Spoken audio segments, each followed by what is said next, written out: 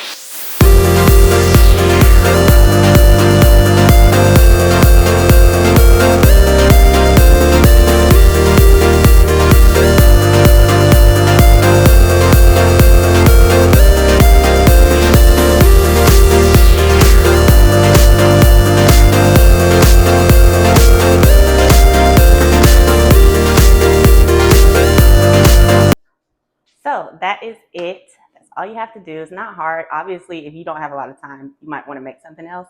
But if you have a little bit of time, that's how you get the water out of your zucchini. I'll put in a clip of the short that I did where I made the zucchini chips just so you can see how to make them and how they turned out. Thank you guys so much for watching. And if you want more videos like this where I give you just little cooking tips and tricks, let me know in the comments.